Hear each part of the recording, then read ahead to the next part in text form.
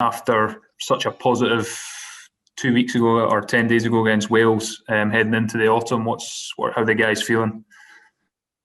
Yeah, the mood's really positive. It's great to get a really good win. Obviously, first time we'd won there in a long time in Wales, so it was great to get that win and just build on the momentum we had from Georgia and previous to that against Italy and France. I think that was the first time we won 3 Six Nations games in a row for a long time, and yeah, it's just trying to build on this now and not take it for granted, because we've got a tough game away from home at the weekend. So we've just got to keep doing what we're doing. And but yeah, very positive in camp. Everyone's buzzing. So it's just trying to keep that buzz there and just build on what we're doing, really.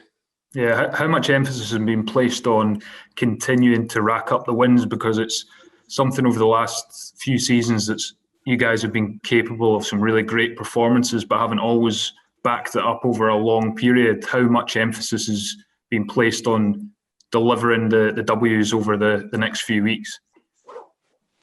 Yeah, a bit of emphasis. I mean, you've got to, you got to take each game as it comes and not get too far ahead of yourselves. But we know now we won 4 on a bounce now. It'd be great to, like you say, we haven't had many opportunities in the past to get on a really good win streak, and I think we have got a good chance to do that, because we've got a tough game now away from home, but then we've got 2 home games where we're pretty good, usually at Murrayfield as well. So, and then hopefully put ourselves in a good position to top the group, hopefully. But yeah, we've got to beat Italy first, obviously. Yeah. Thanks, Thomas. Darren? Hi, Hamish. November is usually a month of big crowds filling out Murrayfield. Just how different is this tournament format without crowds going to be for you and the rest of the team? Yeah, it is difficult. I think we're used to it now because we've been playing, obviously, the first few games for club as well.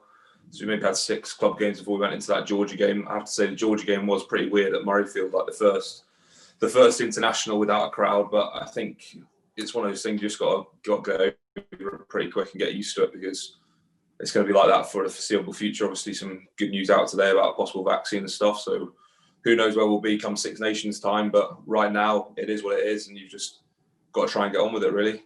So build the buzz within the team and build your own atmosphere, sort of thing, which I think you could see in that Wales game, that the boys were trying to G each other up whenever they could, because there was no crowd, obviously. A big part of the win against Wales was the resolute defensive display that the team put in. How important is that going to be, not just this weekend against Italy, but in the games ahead at Murrayfield against France and Fiji? Yeah, we know how important the defensive side of things are. You in the Six Nations, you normally need to have the best D in the tournament to be there or thereabouts to win the competition, and we had the best D in the tournament. We probably could have done a bit better in those first 2 games and put ourselves in a really good position to win it. So I think our D, everyone sees how good our D is at the moment. We conceded 59 points in the whole Six Nations, which will be, I think, the lowest we've ever conceded, definitely during my time. So it's great that we've got Steve Tandy's done a really good job with the team, and all the boys are really buying into everything. And it's it's like when you're in that position where you're keeping teams out. It's a really good positive for the boys, and it brings the puggy up a bit. So it's great. Cheers. Cheers. Thank you, James. Hamish, are you genuine contenders, do you think, for this tournament? Perhaps dark horses, if you like, given your form coming into it?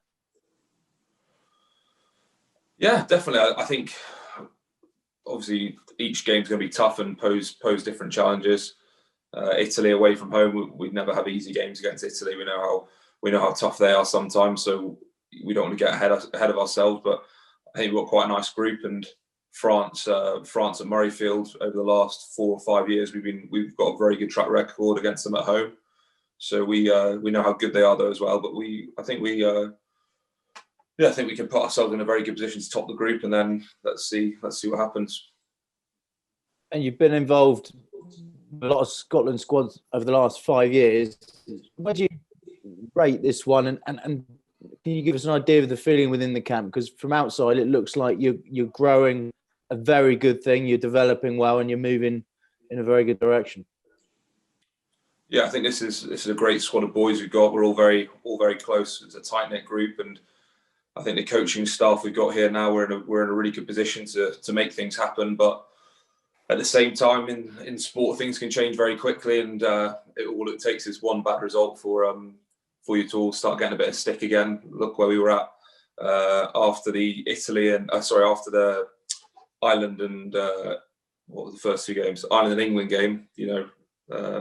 Some of the media were on our case of it and saying this and that, and saying the coaching stuff wasn't right. And it just shows in sports one of those things, and sometimes it's a fickle old thing, sport. So we've got to keep this going and keep performing well. We know how good we are as a group and what we're capable of, but you just got to keep that at bay sometimes and prove it with the results. Thanks, James. Gavin? Sorry, go on. Yes, did it feel like the win in Wales could be a watershed moment for you? Just to, you've had a lot of big wins at Murrayfield, but to win away from home, such a difficult place was a real impressive result. Is that something you're determined to build on now to make sure it can be seen as a kind of watershed moment?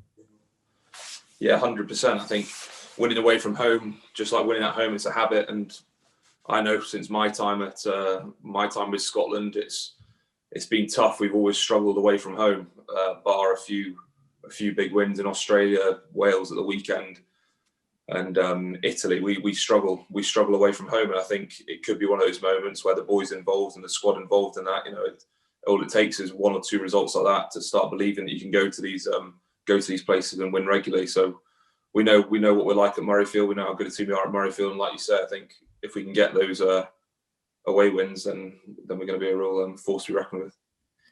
And are you enjoying the maybe extra edge that this silverware brings in November? Obviously, it's usually big games, but to have that trophy at the end of it, is that something that's a good novelty, but also something that can really focus your mind as well?